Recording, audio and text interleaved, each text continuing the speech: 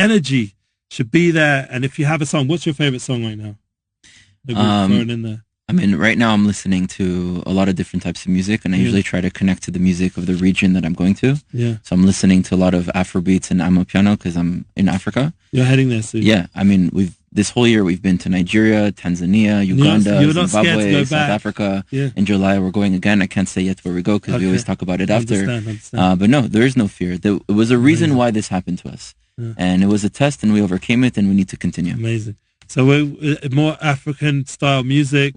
Is there any specific names anyone should check out? No, I think if you check out Afrobeats and Amapiano, it's very interesting new sounds coming from Africa that I'm trying to connect to the vibrations of what they themselves experience, so that when I get there, I understand more of Is it their connected? energy. I have seen an awakening of hip-hop artists from Nigeria.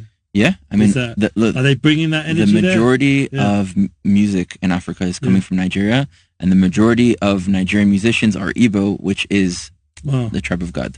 And they're rapping about some of these concepts? Some maybe? Yes, some no. I mean, you find Jews everywhere, Jews everywhere that are connected and disconnected. It's a challenge to keep that commercial message. But they have the spark. They have the ability to create. That's the key.